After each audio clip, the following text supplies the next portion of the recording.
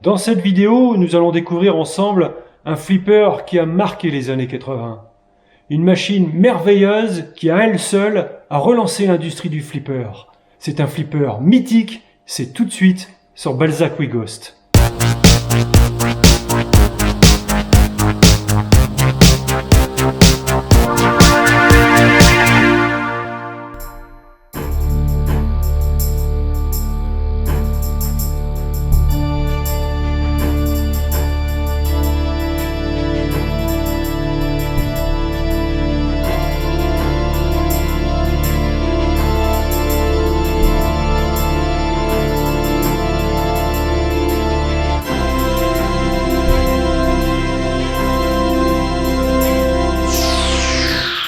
Le premier, l'original, l'authentique Black Knight de 1980. Sa production a démarré en novembre dans les usines de Williams et s'est élevée à 13 075 exemplaires, suivi de 1200 exemplaires d'une édition supplémentaire, l'édition limitée en juin 81, ce qui porte en tout au total à 14 275 Black Knight dans le monde. Il a eu le droit également à une copie brésilienne qui a été produite à 437 exemplaires au nom de Cavaleiro Negro. Le chevalier noir va te massacrer.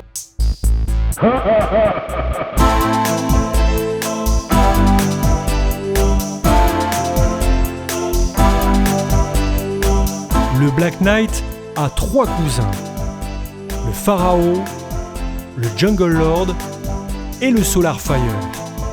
Le Black Knight reste cependant le plus apprécié des 4. Le Black Knight, c'est un système 7 et c'est un flipper parlant. Tu ne peux pas te battre et gagner. Il possède 4 flippers, 2 sur le plateau supérieur et 2 sur le plateau principal. C'est un multibille au nombre de 3. Il possède également 3 rampes, 2 trous kick-out et un spinner.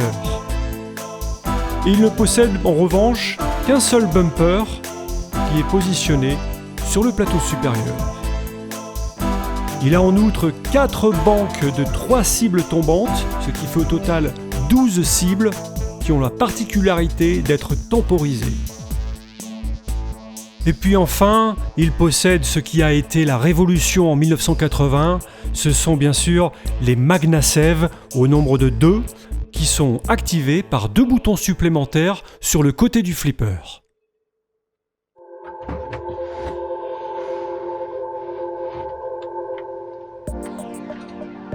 Commençons tout d'abord par explorer un petit peu le dessous du plateau. Sur cette génération de machines, on rencontre souvent le problème d'arc électrique au niveau des contacts du fin de course des bobines de flipper. Et ce phénomène peut être atténué en y ajoutant un condensateur en parallèle, comme ici. 2,2 microfarads en 250 volts, non polarisé, en polypropylène, fera très bien l'affaire.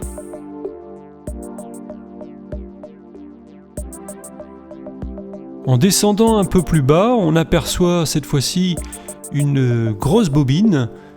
Il s'agit de la bobine du fameux MagnaSave. En fait, c'est ni plus ni moins qu'un électroaimant. Et cet électroaimant est protégé par un fusible ici. Williams a bien fait les choses. Il faut donc bien respecter la valeur de ce fusible, car c'est la protection de la bobine.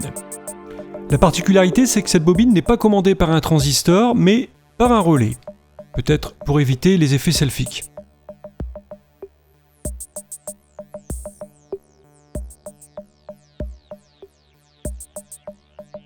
Voici à présent un bloc de 3 cibles tombantes. Alors il y a eu plusieurs systèmes, notamment les systèmes avec les contacts 2001 qui n'étaient pas formidables. Ici c'est le système normal, ça fonctionne plutôt bien. Intéressons-nous maintenant aux 3 switches qui se trouvent dans le chargeur du bas du plateau. Ces 3 switches sont très importants puisque ce sont eux qui vont détecter la présence des billes. C'est la même chose pour les 3 autres switches qui se trouvent en haut du plateau, sur le plateau supérieur dans l'autre chargeur. Si une bille n'est pas détectée, le flipper autorisera aucun lancement de nouvelles parties. On observe au passage que c'est assez chargé sous le plateau supérieur. Dans le fond de la caisse, on retrouve des éléments qu'on a l'habitude de croiser ici, le haut-parleur, dans le fond. Et sur le côté, contrairement à la majorité des flippers, au lieu d'avoir un knooker, on a une sonnette, une cloche en fait, qui va venir retentir lorsqu'on a claqué une partie ou lorsqu'on a gagné à la loterie. On retrouve les tilts, le mécanisme de tilt, et puis le potentiomètre pour régler le niveau global du son. Et ici la petite différence, c'est qu'on a deux switches, un pour le flipper et l'autre donc bien sûr pour le MagnaSave.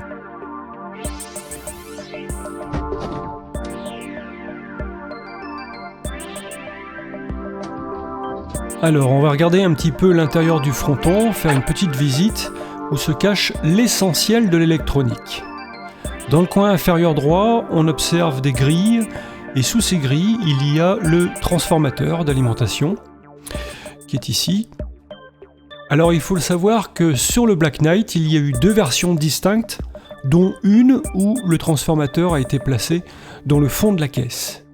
Ici, hélas, vu que le transformateur est dans le fronton, ce dernier pèse très très lourd. Sur le côté, on peut apercevoir un gros condensateur, un 30 000 microfarad, et pourtant ce condensateur n'a pas une utilité absolument cruciale pour le bon fonctionnement de la machine. Il est juste là pour filtrer la tension électrique du réseau de l'éclairage général. Juste à côté, on a le relais qui lui va s'occuper également du réseau d'éclairage.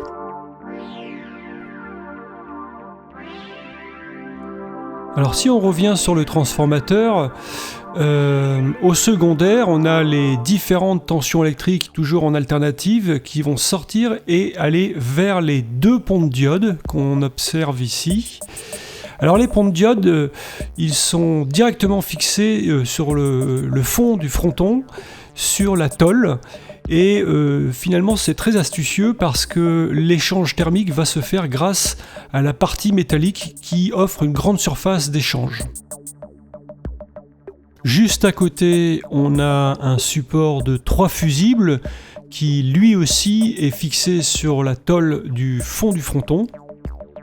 Bon, ce qu'on peut dire, c'est que ces supports de fusibles sont pas d'une qualité extraordinaire et bon, ce serait bien de les changer. Ça n'a pas été fait ici. Pour une bonne restauration, il faut le faire.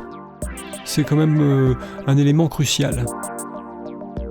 Alors les tensions électriques, une fois qu'elles sont redressées par les ponts de diode, eh bien elles arrivent sur la carte de régulation ici.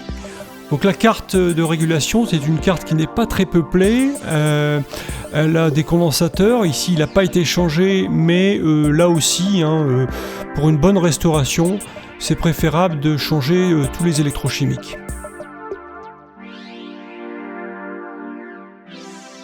Alors, en ce qui concerne la carte mère maintenant, eh bien, il faut savoir que sur la partie gauche, les micro-switches qui sont ici n'ont aucune utilité, et donc leur position n'influence pas le système.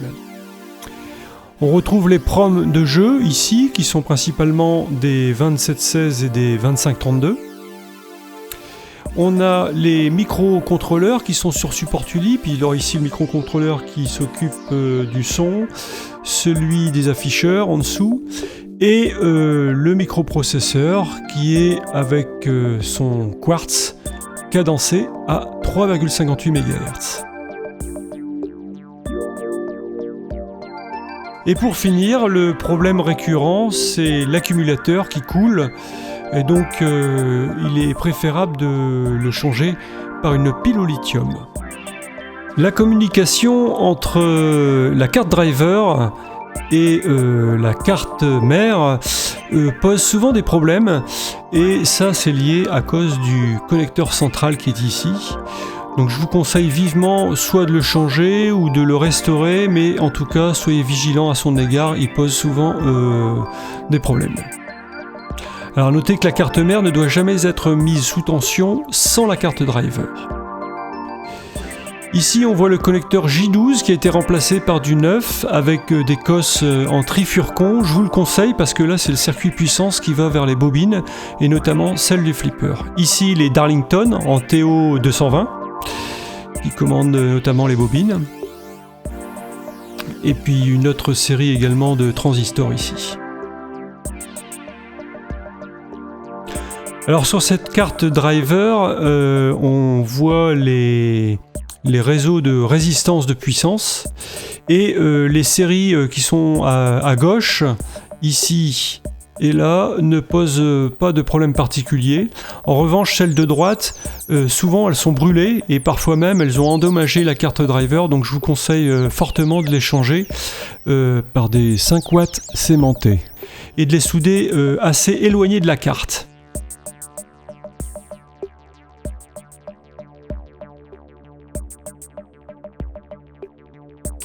Alors une chose qui est très importante également, qu'il ne faut pas oublier, c'est de relier la masse ici sur le châssis du fronton. C'est quand même assez important pour qu'il n'y ait pas de problème.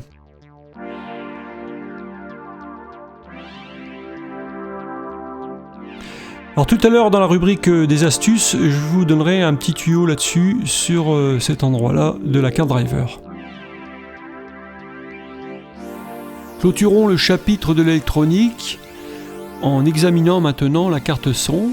Cette dernière est composée de deux parties, une partie principale à droite et une partie secondaire ici qui est la carte fille sur laquelle sont stockées les voix, les speeches du jeu.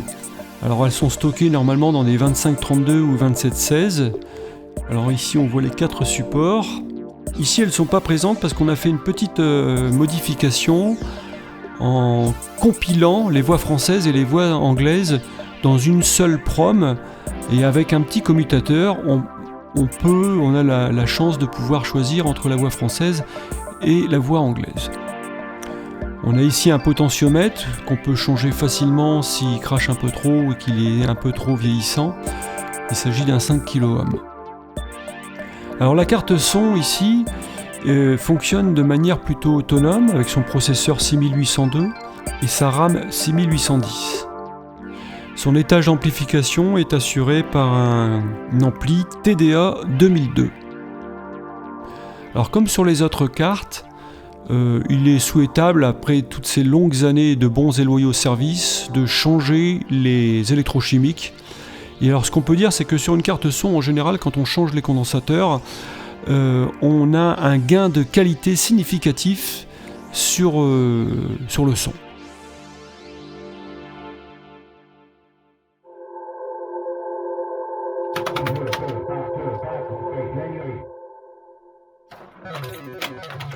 Alors tout d'abord, ce qu'on peut dire sur le gameplay de ce jeu, c'est qu'il est très agréable et très rapide. Et c'était quand même plutôt une nouveauté à l'époque où les jeux étaient plutôt lents, monobilles, notamment les Gottlieb.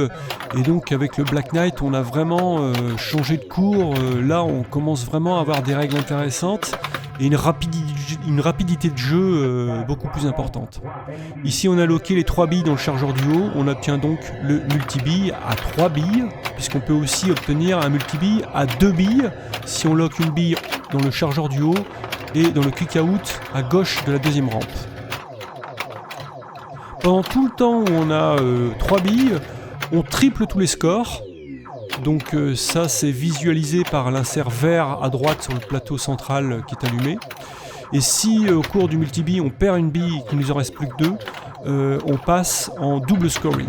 Alors évidemment l'intérêt c'est de garder le plus possible les 3 billes où là le score va vite monter. Donc on peut voir que le multibille est quand même assez facilement accessible.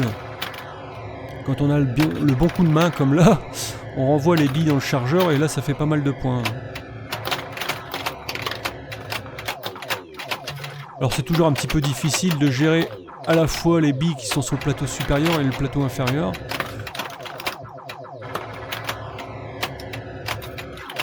Là on est en double scoring, ce qui est pas mal.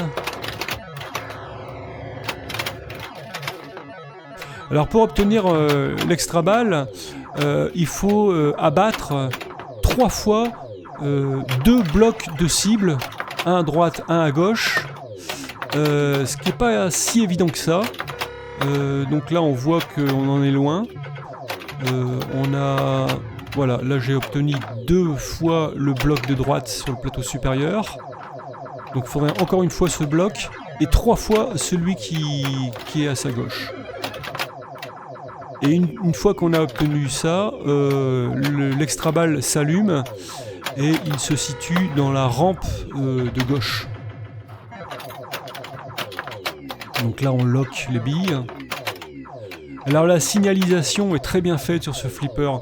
On comprend vite, c'est intuitif, lorsque les billes sont lockées, combien il en reste, etc. Donc là, en l'occurrence, il y a une bille lockée en haut, et donc on voit qu'il y a un insert vert qui est allumé, et les 2 autres clignotent, nous invitant à aller locker les 2 autres billes. Donc il y a les MagnaSave aussi, hein. Alors là ils sont accessibles, je les ai obtenus, ils sont prêts à l'emploi. Alors il faut bien les utiliser, c'est pas toujours évident, parfois on les utilise, on appuie sur le bouton trop tardivement et on perd quand même la bille, c'est assez rigolo. Voilà, là j'ai locké encore une bille, donc on va essayer de mettre la 3e. Et voilà, multi-bille à 3. Bon, le flipper est assez bavard quand même, hein.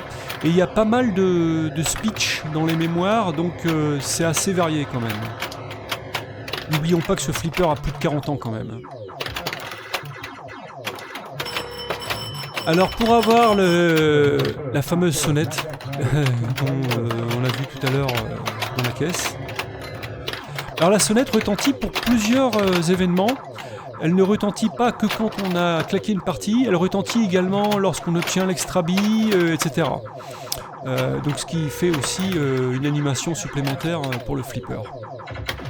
Alors j'allais vous parler des multiplicateurs. Là on voit que le x2 est allumé. Alors comment on obtient les multiplicateurs? Eh bien il faut aller dans le couloir qui est en dessous du...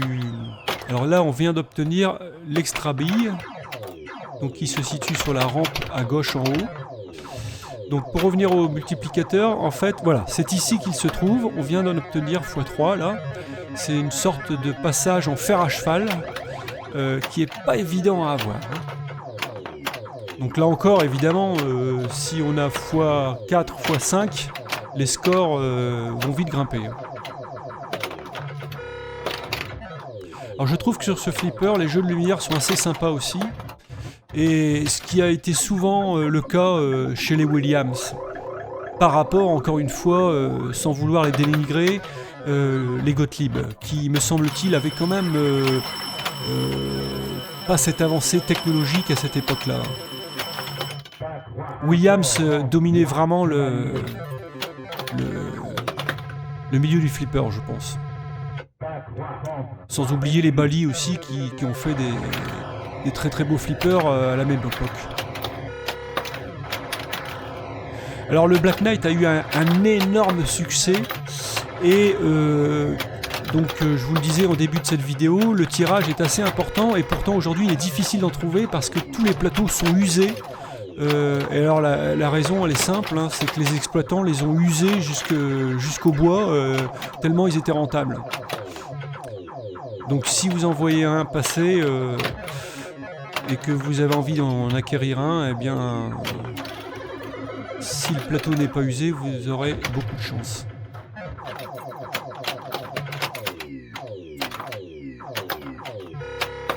Alors il y a un truc qui est sympa également sur ce flipper, c'est sur la rampe du milieu. On voit l'insert où il est marqué Mystery.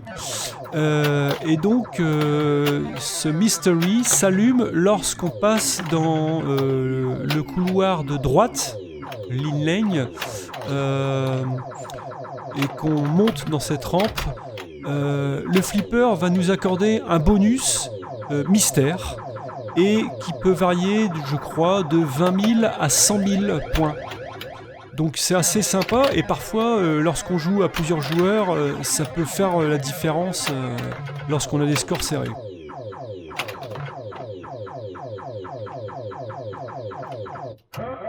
Ouais, bah là, j'ai pas réagi. Alors voilà, là, on voit que le flipper se marre parce que j'ai appuyé trop tardivement sur le MagnaSave et j'ai perdu la clé.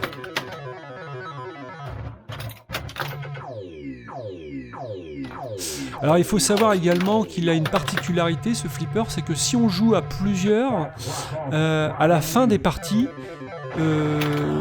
celui qui aura fait le meilleur score obtiendra 30 secondes de jeu avec nombre de billes illimité. Ça c'est vraiment sympa. Alors 30 secondes ou plus, parce que ça c'est un paramètre qu'on peut changer dans la programmation du jeu. Donc quand on joue à plusieurs avec ce flipper, c'est encore plus sympa. Un ennemi ne peut pas encore se battre contre moi. Lancera un nouveau défi au chevalier noir.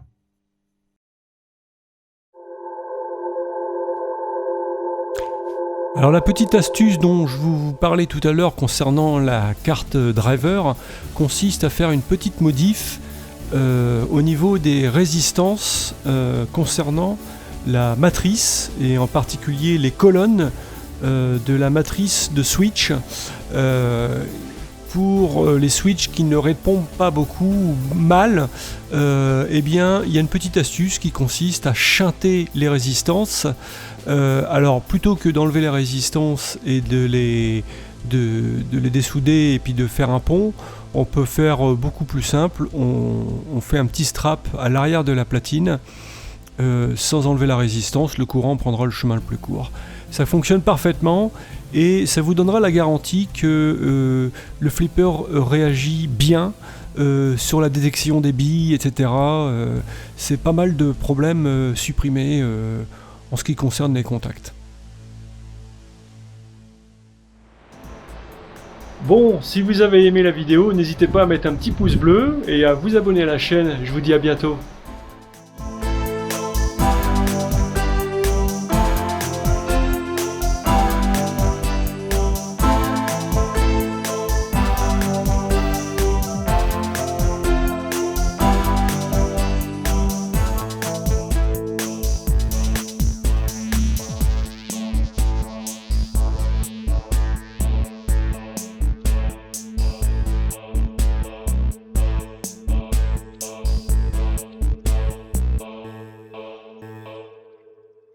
Ha ha ha ha ha!